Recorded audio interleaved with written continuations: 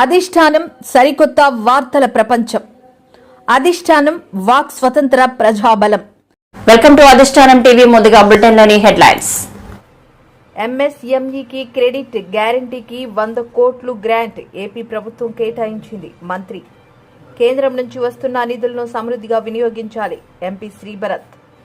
Contract staff నర్సుల భారీ rally. KGH Jagadamba junction KGH వరకు కొనసాగిన నిరసన ప్రదర్శన. రాష్ట్ర విద్యార్థుల విద్యా కళలను సీఎం చంద్రబాబు ప్రభుత్వం నాశనం చేస్తుంది. విశాఖలో రౌడీ షీటర్లు ఉండకూడదని విశాఖ సిపి హెచ్చరిక. ఎంఎస్ఎంఈకి క్రెడిట్ గ్యారంటీకి 100 కోట్లు గ్రాంట్ ఏపీ ప్రభుత్వం కేటాయించింది. దీనికి మ్యాచింగ్ గ్రాంట్ కింద కేంద్రం 50 రెట్లు ఫండ్ మ్యాచ్ చేస్తుంది. 5,000 కోట్ల వరకు మన రాష్ట్రంలో ఉన్న ఎంఎస్ఎంఈలు తీసుకునే లోన్స్ కి క్రెడిట్ గ్యారంటీ ప్రభుత్వం ఇస్తుంది అని మంత్రి శ్రీనివాస్. అక్కడ micro, small and medium industries ఎలా స్ట్రెంథన్ చేయొచ్చు, అలాగే టూరిజం మీద, coir and food processing and all other emerging సెక్టర్స్లో బ్యాక్వర్డ్ అండ్ ఫార్వర్డ్ లింకేజెస్ ఏ రకంగా ఈ ఇండస్ట్రీస్కి చేయొచ్చు, ఈ ఇండస్ట్రీస్ని ఈ అన్ని డిపార్ట్మెంట్స్లో కూడా మనం ఎలా డెవలప్ చేయొచ్చు, అలాగే సెర్ప్ డిపార్ట్మెంట్లో కూడా మనకి డ్వాక్రా సంఘాలు ఉన్నాయి, వాటిల్లో కూడా ఎలాగ ఈ మైక్రో అండ్ స్మాల్ ఇండస్ట్రీస్ని తీసుకురావచ్చు, వాళ్ళకి ఎటువంటి సపోర్ట్ మనం ఇవ్వచ్చు. అంటే సపోర్ట్ ఇన్ ద సెన్స్ వాళ్ళకి ఒక కామన్ ఫెసిలిటీ సెంటర్, లేకపోతే ఇప్పుడున్న ఎగ్జిస్టింగ్ ఇండస్ట్రీస్ ఉన్నాయో వాళ్ళకి అప్ స్కేలింగ్, ఆ ఇండస్ట్రీస్ని ఎలాగ మనం పైకి లిఫ్ట్ చేయొచ్చు, అంటే వాళ్ళకి వాల్యూ ఎడిషన్ అనమాట. ప్యాకింగ్ ఇండస్ట్రీ సపోర్టింగ్ మెకానిజం తీసుకురావాలా, లేకపోతే ఇంకేమైనా ఫెసిలిటీస్ తీసుకొస్తే గవర్నమెంట్ వాళ్ళ తాలూకు ప్రోడక్ట్ని మార్కెట్లోకి సేల్ చేసే విధానాన్ని తీసుకొచ్చే ప్రయత్నం చేయమని చెప్పడం జరిగింది. ఇప్పుడు హ్యాండ్లూమ్ ఇండస్ట్రీ ఉంది, వాళ్ళకి ఏ రకంగా మైక్రో ఇండస్ట్రీస్ సపోర్ట్ ఇవ్వచ్చు, వాళ్ళకి కామన్ ఫెసిలిటీ సెంటర్స్ కూడా ప్రొవైడ్ చేయొచ్చు. సో అలాంటిది అంటే టెక్నాలజీని కూడా దగ్గర తీసుకొచ్చే ప్రయత్నం. ఇప్పుడు హ్యాండ్లూమ్ ఇండస్ట్రీస్కి కొత్త మెకానిజమ్స్ వచ్చాయి, అంటే లేటెస్ట్ మెషినరీస్ వచ్చాయి. ఆ మెషినరీస్ని ఒక కామన్ ఫెసిలిటీ సెంటర్ కింద వాళ్ళకి ప్రొవైడ్ చేసే అవకాశం ఉంటుంది. అది ఎలాగా మనం ఇంప్లిమెంట్ చేయొచ్చు, దాని మీద మీరు ఎక్సైజ్ చేయండి అని మాకు ఆదేశాలు ఇవ్వడం జరిగింది. అలాగే మనకున్న ఈ ఎంఎస్ఎంఈ ఇండస్ట్రీస్ అనేవి కూడా వేరే డిపార్ట్మెంట్స్ ఉన్నాయి. కమిషన్ ఆఫ్ ఇండస్ట్రీస్ని ఎలా స్ట్రెంథన్ చేయొచ్చు అంటే ఈ డిఐసిస్ ప్రతి డిస్ట్రిక్ట్లో కూడా డిఐసిని రీవ్యాంప్ చేయమన్నారు. డిఐసి డిస్ట్రిక్ట్ ఆఫ్ ఇండస్ట్రీస్ డిఐసిస్ ఏదైతే ఉందో ఆ department industries department DIC office ఏదైతే ఉందో దాన్ని రీవ్యాంప్ చేయమన్నారు. అంటే అక్కడికి వెళ్తే ఒక ఇన్ఫర్మేషన్ దొరికేలాగా, ఎవరైనా వెళ్ళి ఇండస్ట్రీ పెడతానంటే అక్కడ ఎటువంటి ఇన్ఫర్మేషన్ వాళ్ళ దగ్గర ఉండాలి, ఈ డిస్ట్రిక్ట్లో ఈ ఇండస్ట్రీస్ పెడితే స్కోప్ ఉంది అనే information, first hand information any ఆంటర్ప్రెనర్కి వెళ్ళి తీసుకునే ప్రయత్నం చేసేలాగా ఉండాలని డిఐసిని రీవ్యాంప్ చేయమన్నారు. దానికి పూర్తి స్థాయిలో ఆ డిపార్ట్మెంట్తో వర్క్ చేయమన్నారు. అలాగే ఏపీఐసిలో ల్యాండ్ ఎలా అవైలబిలిటీ ఉంటుంది, ఇప్పుడున్న పార్క్స్ ఎన్ని ఉన్నాయి, దాంట్లో అవైలబిలిటీ ఎలా ఉన్నాయి, రానున్న కాలంలో నియర్లీ 50 పార్క్స్ గవర్నమెంట్ డెవలప్ చేయాలని, అలాగే ఇంకొన్ని పార్క్స్ పీపీపీ మోడల్లో మనం డెవలప్ చేసుకోవాలని కూడా చెప్పడం జరిగింది. అంటే పీపీపీ మోడల్లో ఉన్న ల్యాండ్, గవర్నమెంట్ ల్యాండ్, ఏపీఐసి దగ్గర ఉన్న ల్యాండ్ని డెవలప్ చేస్తే ప్రైవేట్ ఇండస్ట్రీస్ని అంటే ప్రైవేట్ వెండర్షిప్ డెవలప్మెంట్ చేసి ఇండస్ట్రీస్ ఎవరైనా పెట్టడానికి పూర్తి స్థాయిలో ఎక్సైజ్ చేయడానికి, అంటే మనకున్న తక్కువ ఫండింగ్లోని మ్యాక్సిమం రీచ్ ఎక్కువ ఇండస్ట్రీస్ వచ్చేలాగా ఎక్సైజ్ చేయమని. అదేవిధంగా ఎంఎస్ఎంఈ డెవలప్మెంట్ కార్పొరేషన్ కంటిన్యూస్ ఎఫర్ట్లో సిడిపి ప్రోగ్రాంలో చేయాల్సిన కామన్ ఫెసిలిటీ సెంటర్స్, అలాగే ఇన్ఫ్రాస్ట్రక్చర్ డెవలప్మెంట్స్, అలాగే ఫ్లాటెడ్ ఫ్యాక్టరీస్ని కూడా ఈ పర్టికులర్ కార్పొరేషన్ హెల్ప్ చేస్తుంది. అలాగే దాన్ని స్ట్రెంథన్ చేయడానికి ప్రతి వర్టికల్ ఆఫ్ డిపార్ట్మెంట్కి ఈ ఎంఎస్ఎంఈ డెవలప్మెంట్ కార్పొరేషన్ ఎలా యూజ్ అవుతుందో కూడా అడగడం జరిగింది. At the same time trade promotion corporation మన ఓఎన్డీసీని ఎలా స్ట్రెంథన్ చేయాలి, మన స్టేట్లో జరుగుతున్న ఏవైతే మ్యానుఫ్యాక్చరింగ్ కానీ, అగ్రికల్చర్ కానీ, లేకపోతే any products, any industry products వచ్చేవన్నీ కూడా ఓఎన్డీసీలో రిజిస్టర్ చేసి ఓఎన్డీసీ ద్వారా మార్కెట్లోకి అవైలబిలిటీ తీసుకొచ్చి వాళ్ళని ఆ ఇండస్ట్రీస్ని స్ట్రెంథన్ చేయమని చెప్పడం జరిగింది. ఇప్పుడే దానికి ఆల్రెడీ సెర్ప్ డిపార్ట్మెంట్లో కూడా సెర్ప్లో డ్వాక్రా సంఘాల్లో చేస్తున్న ప్రోడక్ట్స్ని కూడా ఓఎన్డీసీలోకి ఎన్రోల్ చేసి ఆల్రెడీ దాన్ని యూటిలైజేషన్లో తీసుకురావడం జరిగింది. అలాగే అన్ని డిపార్ట్మెంట్స్లో, హ్యాండ్లూమ్ డిపార్ట్మెంట్లో, అన్ని డిపార్ట్మెంట్స్లో కూడా ఓఎన్డీసీని ఎలా యూటిలైజ్ చేసుకోవాలని కూడా డిస్కస్ చేయడం జరిగింది. అలాగే ఏపీఎస్ఎఫ్సి ఫైనాన్స్ కార్పొరేషన్ ఎలా మనం యూటిలైజ్ చేసుకోవాలి, అలాగే AP state food processing society, దాన్ని ఎలాగ మనం అక్కడున్న సపోర్ట్ ఎలా తీసుకురావాలనే దాని మీద కూడా డిస్కస్ చేయడం జరిగింది. అంతేకాకుండా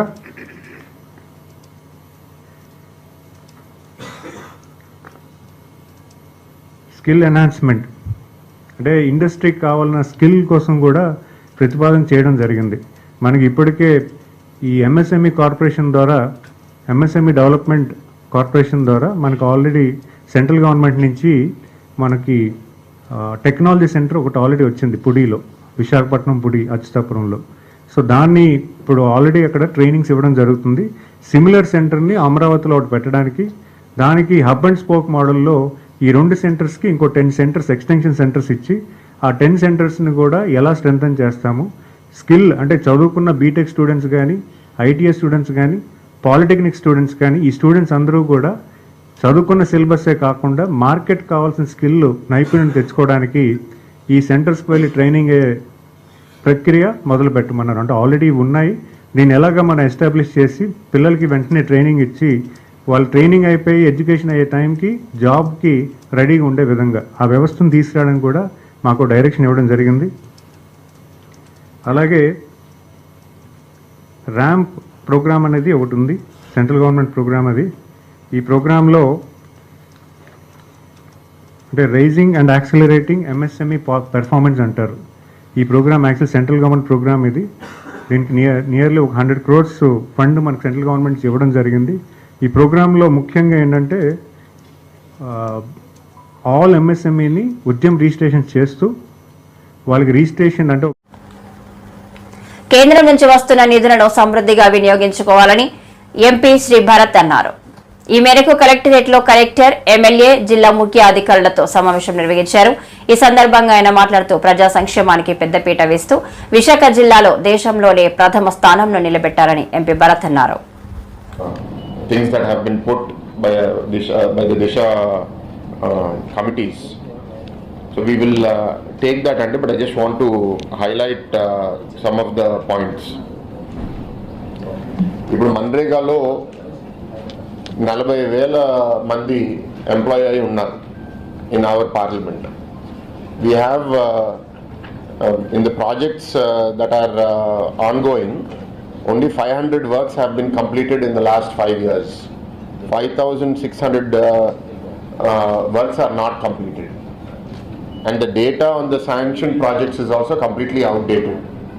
Asal current status enti anedi teliyadu. And evaru chustarante Manrega. So my request is, one is number of people employed, how much work is happening, how much expenditure is happening. But the approach should be project based. What are the projects that are sanctioned and what is the purpose of the project? A project valla, is there any benefit to the village or to the town anedi we need to assess very carefully, and we should complete those redundant works. Ikkada tavvesi akkada petti, akkada tavvesi ikkada petti, it does not serve any purpose. The purpose of Manrega was that during the off season agriculture laborers should have some livelihood కాబట్టి పెట్టాం. ఇప్పుడు ఎట్లా అయిపోయిందంటే మా టీంతో discuss చేస్తే they don't want to work in agriculture, ఇదే better వాళ్ళకి, అగ్రికల్చర్కి 2 times 3 times కడితే కానీ అక్కడికి వెళ్ళి పని చేయట్లేదు, ఇక్కడ ఉండిపోతున్నారు అనేది వైడ్ ఫీడ్బ్యాక్ వస్తుంది. So you please tell us why these projects are not completed. 5,600 ఇందులో 2 రకాల వస్తుంటాయి. తమను రెగ్యులర్ చేయాలని డిమాండ్తో కాంట్రాక్టు స్టాఫ్ నర్సు చేస్తున్న ఆందోళన శుక్రవారానికి చేరుతుంది. ఈ సందర్భంగా కేజీహెచ్ జగదాంబ జంక్షన్ కేజీహెచ్ వరకు ర్యాలీ నిర్వహించారు. సమస్య పరిష్కారానికి కమిటీ వేయాలని వారు డిమాండ్ చేశారు. తమను రెగ్యులర్ చేయాలనే డిమాండ్తో కాంట్రాక్ట్ స్టాఫ్ నర్సులు చేస్తున్న ఆందోళన శుక్రవారానికి 8వ రోజుకు చేరుకుంది. ఈ సందర్భంగా వందలాది మందితో భారీ ర్యాలీ నిర్వహించారు. శుక్రవారం ఉదయం కేజీహెచ్ గేటు వద్ద నుంచి జగదాంబ జంక్షన్లోని క్లాక్ టవర్ వరకు వెళ్లి క్లాక్ టవర్ నుంచి కేజీహెచ్ వరకు ఈ నిరసన ర్యాలీ కొనసాగింది. నర్సుల పోరాటానికి ఇప్పటికే సంఘీభావం ప్రకటించింది. బీవీ రామ్ ఈ సందర్భంగా మీడియాతో మాట్లాడుతూ గత ప్రభుత్వం తీసుకున్న అనాలోచిత నిర్ణయాల వల్ల సమస్య ఉత్పన్నమైంది అన్నారు. రోగులకు అవసరమైన వైద్య సేవలు అందించేందుకు నర్సింగ్ విద్యలో డిగ్రీ, పీజీ, పీహెచ్డీ పూర్తి చేసి అనేక సంవత్సరాల నుండి ముఖ్యంగా కోవిడ్ కష్టకాలంలో కూడా వారియర్లుగా పనిచేసిన కాంట్రాక్ట్ స్టాఫ్ నర్సులను పక్కన పెట్టి ఏఎన్ఎంలకు స్టాఫ్ నర్సులుగా పోస్టింగ్లు ఇచ్చే ప్రయత్నం ఎంతమాత్రం సరికాదన్నారు. ఏదైతే కేజీఎఫ్ కాంట్రాక్ట్ స్టాఫ్ చేస్తున్నారో ఈ జీవో 115 ఇది పూర్తిగా ప్రభుత్వం మందరైతే పరిస్థితి నేను ముఖ్యంగా బ్లేమ్ చేస్తాను. అధికారులు తప్పులో పట్టిస్తారు. మరి వీళ్ళు రెగ్యులేషన్ చేయమని గత 10 సంవత్సరాల నుంచి 15 సంవత్సరాల నుంచి డిమాండ్ ఉంది. మరి ఇవాళ సచివాలయం ఏఎన్ఎంఎల్ని ఏ రకంగా తెచ్చారనేది అర్థం కాని ప్రశ్నగా మరి ఈ రోజు వీళ్ళేమో ఏఎన్ఎంఎల్ కించపరుచుతున్నారు. మాకు న్యాయం చేయడం కోరుతున్నారు. ముఖ్యమంత్రి చంద్రబాబు పై పవన్ కళ్యాణ్ మా నమ్మకం ఉంది. మా సమస్యలు కోరుతాను. నేను ఒకటే డిమాండ్ చేస్తాను. దయచేసి ముఖ్యమంత్రి గారు ఒక కమిటీతో మీరు భేటీ అవ్వండి. మీకు తెలుస్తుంది. ఎందుకంటే అధికారులు తప్పులో పట్టిస్తారు. ఈ సమస్యని చిన్న సమస్యలు కాస్త పెద్ద సమస్యగా మారుతుంది, ఎక్కువగా మారుతుంది. దయచేసి 2-3 రోజుల్లో ఒక కమిటీతో మీరు భేటీ అవ్వండి, న్యాయం తీర్చండి. నిజంగా మీరు ఏం చెప్తే అది మీరు ఫాలో అవుతారు తప్ప మీకు వ్యతిరేకించే మనం చేస్తాను. మీరు తెలియకుండా కృష్ణబాబు తప్పుడు నిర్ణయంతో, తప్పుడు డైరెక్షన్తో తప్పుగా పట్టిస్తారు. అంత దయచేసి కోరిక ఒకటే, తెలుగు శక్తి మీరు సోమవారం నాడు ఒక కమిటీకి అవకాశం ఇవ్వండి, మాట్లాడండి, మొత్తం ఎక్స్ప్లెయిన్ చేస్తారు. అప్పుడు మీరు నిర్ణయం తీసుకోండి. అప్పుడు దాకా జీవో బంప్ అయిపోయి రద్దు చేయమని చెప్పి డిమాండ్ చేస్తారు.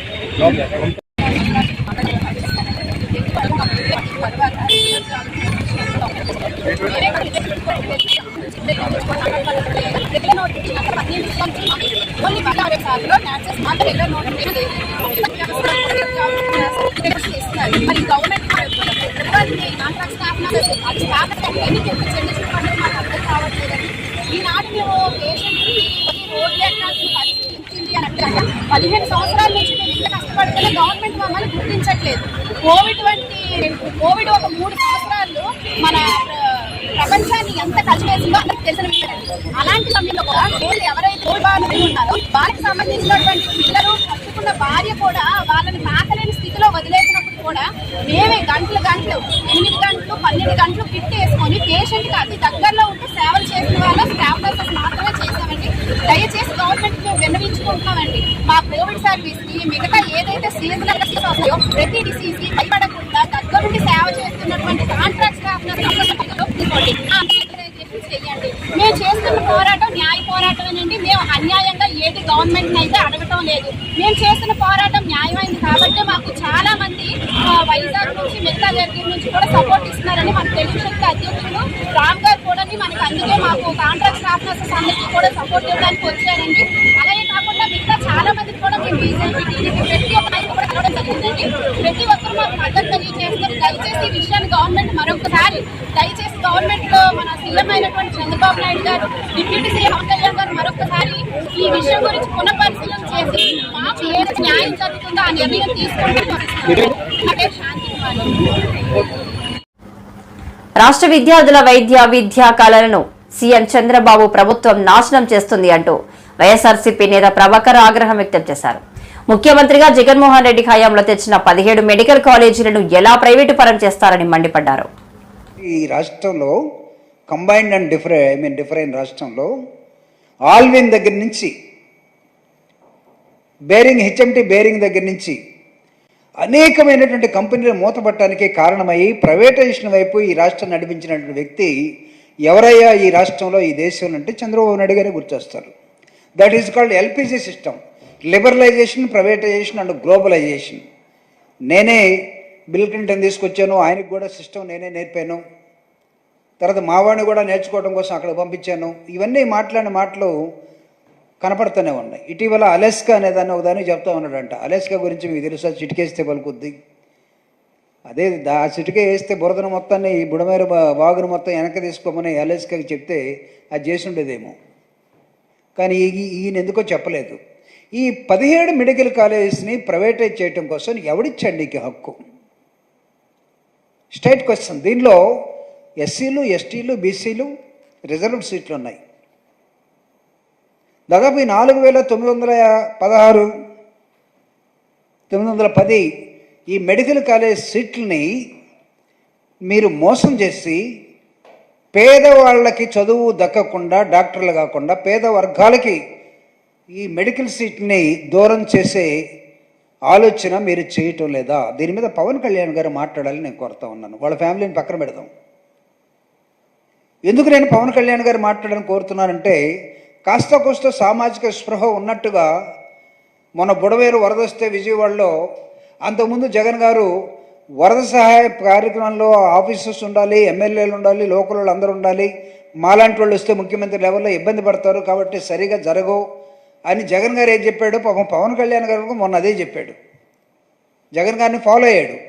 చంద్రబాబు నాయుడుతోటి పోటీపడి నేను ఆయన సింగనగర్లో తిరుగుతుంటే నేను ఇంకొక నగర్లో తిరిగితే ఇబ్బంది పడతాం, కానీ let the welfare activities Goa అని చెప్పి వదిలేశాడు. ఇప్పుడు ఈ బాధ్యత దాదాపు ఒక 5,000 సీట్లు, మెడికల్ సీట్లు ప్రభుత్వ పరంగా ఉండాల్సినటువంటివి తండ్రి కొడుకులు కుటుంబం కలిసి ప్రైవేటైజేషన్ చేస్తూ ఉంటే, దీనిలో పేద వర్గాలకి, దళితులకు కానీ, బీసీలకు కానీ, మిగతా ఓసీల్లో ఉన్నటువంటి పేదలకు కానీ ఒక్క మెడికల్ సీట్ కూడా రాకుండా చేసే విధానాన్ని, అంటే వాళ్ళు కొనుక్కోవాలి. కొనుక్కునే శక్తి ఎవడుకుంటుంది? మేనేజ్మెంట్ దగ్గర కొనుక్కునే శక్తి ఎవరికి, చాలామందికి ఉండదు. కాబట్టి వదిలేస్తారు. Who will become the doctor next coming years? అంతా వాళ్ళ మనుషులే వస్తారు. అంటే చంద్రబాబు నాయుడు గారు కుట్ర ఏంటంటే, ఎవడైతే డబ్బు ఉన్నాడో, తన సామాజిక వర్గం ఎవడుందో వాడే డాక్టర్గా రావాలి. కాబట్టి ఈ ప్రైవేటైజేషన్ మెడికల్ కాలేజ్ మీద జరుగుతున్న దీన్ని తీవ్రంగా వైఎస్ఆర్ కాంగ్రెస్ పార్టీ వ్యతిరేకిస్తూ ఉన్నది. జగన్మోహన్ రెడ్డి గారు దీని మీద ఒక లైన్ తీసుకున్నాడు. అవసరమైతే విద్యార్థుల దగ్గరికి వెళ్ళి సమాజంలో ప్రజలకు చెప్పి దీని మీద ఒక తీవ్రమైనటువంటి ప్రజా ఆందోళనకి వైఎస్ఆర్ కాంగ్రెస్ పార్టీ పిలుపునిస్తుంది. ఒక పక్క మోడీ అమ్మేస్తాడు, ఎల్ఐసిని అమ్మేస్తాడు, విశాఖ స్టీల్ ప్లాంట్ అమ్మేస్తాడు, బిహెచ్ఎల్ అమ్మేస్తాడు, మిధాని అమ్మేస్తాడు, బీడీఎల్ అమ్మేస్తాడు, ఈసీఎల్ అమ్మేస్తాడు, మొత్తం everything, all public sectors closed. అంటే పేదవాడు ఎవడో కూడా పబ్లిక్ సెక్టర్లో ఉద్యోగం చేయడానికి లేదు. వాళ్ళ లైఫ్ మార్చడానికి ఏమాత్రం వీల్లేదు. ఇప్పుడే ఐ థింక్ బీజేపీ కూడా మొత్తం రాజ్యాంగాన్ని ఎత్తేసే దశలోకి వెళ్ళిపోయాడు. నిన్నే రాహుల్ గాంధీ అమెరికాలో ఒక ఇంటర్వ్యూ ఇస్తూ రాజకీయపరమైనటువంటి విభేదాలు మా దేశంలో పెద్దగా కనపడటం లేదు, మాకు బీజేపీ వాళ్ళకి రాజకీయమైన విభేదాలు కాదు, ప్రాథమిక హక్కుల్ని కూడా హరించే దశలోకి బీజేపీ వెళ్ళిపోయిన తర్వాత రాజ్యాంగం ఇచ్చినటువంటి హక్కుల్ని పేద వర్గాలకి దక్కకుండా చేస్తున్న క్రమంలో మేము పోరాటం స్టార్ట్ చేస్తున్నామని చెప్పాడు. ఎవడిచ్చాడు ఈ రాజ్యాంగాన్ని మీరు పాటించకుండా వేరే విధంగా పరిపాలించే హక్కు బీజేపీ వాడికి ఎవడిచ్చాడు? మోడీ గారు బీసీ అని చెప్తారు, అవునో కాదో ఎవడో తెలీదు. ఒకవేళ అయితే ఎవరిని గురించి ఆలోచించాలి? అసమానతలు ఉన్నటువంటి సమాజాన్ని సమానత్వం వైపు తీసుకురావడం కోసం డాక్టర్ బాబాసాహెబ్ అంబేద్కర్ ఇచ్చినటువంటి విశాఖ నగరంలో అరాచక శక్తులు చెలరేగితే సహించేది లేదు. రౌడీ షీటర్లు, సస్పెక్ట్ షీట్లు ఉన్నవారు నగరం విడిచి పారిపోవాలి. రౌడీ షీటర్లు, సెటిల్మెంట్లు, సివిల్ మేటర్లతో తలదూచితే సహించేది లేదు. ఎటువంటి అసాంఘిక కార్యక్రమాలకు పాల్పడిన వారిపై పీడీ యాక్ట్ ప్రయోగిస్తాం.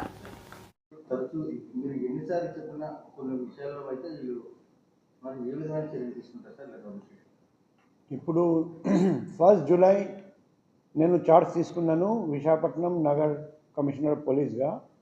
ఆ రోజు నుండి నేను ప్రతి పోలీస్ ఆఫీసర్కి చెప్తున్నాను, మన నగరంలో రౌడీ షీటర్ జైలు బయట తిరగడానికి లేదు. 2 మార్గాలు ఉన్నాయి. ఒకటి, రౌడీ షీటర్స్ అందరూ జైలు లోపల ఉండాలి, లేకపోతే జిల్లా బయట ఉండాలి, లేకపోతే వాళ్ళు ఇష్టం ఉంటే పాడిపోవచ్చు కూడా, కానీ బహిరంగంగా తిరగడానికి వీల్లేదు. అందుకే రౌడీ షీటర్స్ అందరి మీద ప్రివెంటివ్ డిటెన్షన్ ప్రపోజల్ పెట్టి లోపలికి పంపిస్తున్నాం. వాళ్ళు ఏదైనా ఆఫెన్స్ చేస్తే అరెస్ట్ చేసి జైలు పంపిస్తున్నాం. రౌడీస్ అందరూ ఈ జిల్లా వదిలేసి పారిపోవాలి, జిల్లాలో మాత్రం ఉండడానికి వీల్లేదు. ఇల్లీగల్ యాక్టివిటీస్ ఏదైనా పాల్గొంటున్న పరిస్థితులు అయితే మనకు కనిపిస్తున్నాయి. వాళ్ళు ఎటువంటి సీరియస్గా తీసుకునే అవకాశం ఉండొచ్చు. రౌడీస్ ఎవరైనా చిన్న తప్పు చేసినా మేము కేసు కట్టి అరెస్ట్ చేసి జైలు పంపిస్తాం. డిజర్వింగ్ క్యాండిడేట్స్ మీద జిల్లా బహిష్కరణ ఇది కూడా ఆర్డర్ కూడా పాస్ చేస్తాం. సార్ కొంతమంది బయటికి రాకుండా వెనక నుండి నడిపిస్తారు కొత్త వాళ్ళతో, వాళ్ళకి కూడా ఏ విధమైన మెసేజ్ ఇస్తారు సార్? ఇప్పుడు ముందుకు రాకుండా వెనక నుండి నడిపించినా కూడా మాకు ఇన్ఫర్మేషన్ వస్తుంది. మేము వాళ్ళ మీద కూడా కఠిన చర్య తీసుకుంటాం. ప్రజలకు కూడా నేను విజ్ఞప్తి చేస్తున్నా, అటువంటి రౌడీస్ ఎటువంటి క్రిమినల్ కాన్స్పిరసీ చేస్తే వెనక నుండి నడిపిస్తూ ఏదైనా అఫెన్స్ కమిట్ చేస్తే మా phone number, personal phone number మీ అందరి దగ్గర ఉంది. 7995095799. పగలు కానీ రాత్రి కానీ 24/7 ఎప్పుడైనా ఈ నంబర్కి కాల్ చేసి వాట్సాప్ ద్వారా, SMS ద్వారా, లేకపోతే డైరెక్ట్గా కాల్ చేసి నాకు తెలియజేయండి. మేము దర్యాప్తు చేసి ప్రతి రౌడీ షీటర్ మీద కఠినమైన చర్య తీసుకుంటాం.